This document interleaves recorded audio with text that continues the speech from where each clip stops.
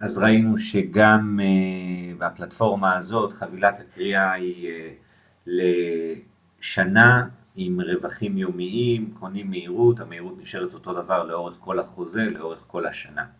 המכנה המשותף לכל הבריכות, כמו שאמרתי, יש הרבה כאלה, זה חוזה קריאה עם רווחים יומיים למשך שנה, המהירות, כוח המחשוב, נקבעת בזמן תחילת החוזה ונשארת קבועה בכל התקופה. במילים אחרות, כשהקושי עולה, המהירות אינו מספיקה, כמות הקריאה יורדת והרווחיות יורדת. ביט קלאב נטוורק, תכירו את ביט קלאב נטוורק, יצרה פלטפורמה המאפשרת לכל אדם להשתתף במהפכת הביטקוין, גישה אקסקלוסיבית לפרויקטים הקריאה שלנו להזדמנויות הקשורות לביטקוין. חשוב לדעת שיש מעל 400 מטבעות וירטואליים, כולם עובדים על אותה טכנולוגיה ובאותה שיטה, ביטקוין היא אחת מהם, אבל יש כל מיני מטבעות וגם כל הזמן צצים עוד ועוד מטבעות. כל מטבע נסחר בערך שונה ומחירון נקבע בשוק באופן עצמאי. זאת אומרת, ביטקוין אחד יכול להיות שווה $400, כאשר לייטקוין אחד יכול להיות שווה $20, ואנקה קוין יכול להיות שווה 4 סנט. הקושי הוא אחר, זאת אומרת, יכול להיות שאני יכול לייצר ביטקוין אחד בחודש, שזה $400, או אני יכול לייצר 400 מטבעות ששוות דולר באותה מהירות, ואולי לא.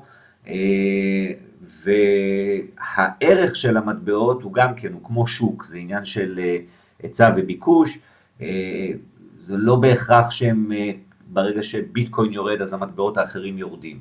לפעמים כן, זאת אומרת, כמו בבורסה, אם יש יום שהוא כולו אדום, אז רוב החברות יורדות, אבל תמיד יהיה גם כמה חברות שבגלל כל מיני סיבות הן דווקא בעלייה.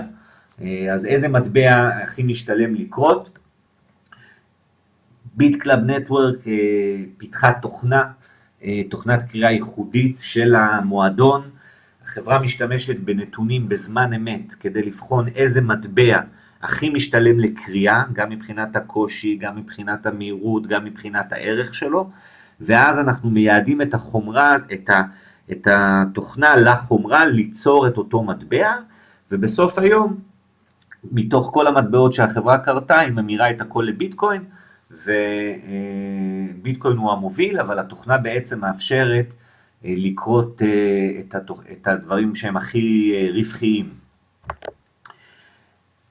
מה צריך לעשות בשביל ליהנות מהדבר הזה, איך מצטרפים, כיצד מתחילים? נרשמים לביט קלאב נטוורק בעלות חד פעמית של $99, ורוכשים כמה מניות ומכמה בריכות שהתקציב שלנו מאפשר לנו.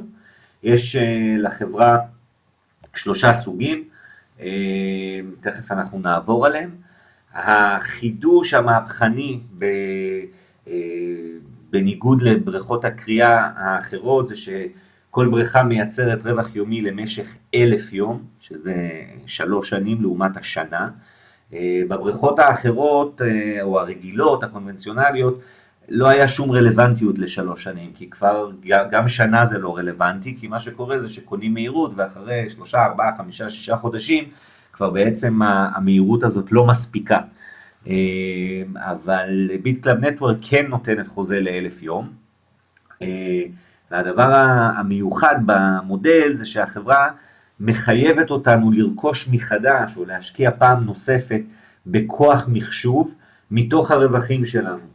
30%, 40% או 50%, תלוי איזה מניה רכשנו, תכף נדבר על המניות, ומהכסף שמושקע חזרה בתוך החברה, מהרכישה החוזרת, החברה רוכשת חומרה נוספת, ובכך היא מגדילה את האפקטיביות של הקריאה. זאת אומרת שככל שמצד אחד כל הזמן נהיה יותר ויותר קושי, אבל גם יש יותר ויותר תזרים לקנות עוד חומרה, לקנות עוד שרתים במטרה להדביק את הקצב. זה פשוט גאוני כמה שזה פשוט. אז מה האפשרויות שלנו? בריכה מספר 1, מניה מספר 1 שאפשר לרכוש, עולה $500. אנחנו מקבלים חוזה לרווחים יומיים למשך 1,000 יום מהקריאה. כל מניה, במניה הספציפית הזאת, 50% הולך לרכישה חוזרת. כמו שאמרנו, הרכישה החוזרת מאפשרת לחברה לרכוש עוד חומרה, ולנו ליהנות מרווחים גם כשהקושי של הקריאה עולה. בריכה מספר 2, מניה שעולה $1,000, גם היא לרווחים יומיים למשך 1,000 יום. 40% מתוך הרווח היומי ישמשו לרכישה של עוד מניות באותה בריכה. בריכה מספר 3, מניה של $2,000, 30% מהרווחים הולך לרכישה חוזרת, שמאפשרת לחברה לרכוש עוד חומרה. ויש את ה-Founders Pack, שזה לזמן מוגבל, מי שרוכש את שלושת החבילות, גם ה-500, גם ה-1,000, גם ה-2,000, $3,500, מקבל עוד בונוס של 1% מכל ביטקוינים שהחברה קוראת עד אינסוף. אז מה שונה ומיוחד בביט קלאב נטוורק? חוזה ל1,000 יום, מה שרוב הבריכות מציעות לשנה. כשהקושי עולה, מהירות הקריאה עולה, בשל המודל המהפכני של הרכישה החוזרת.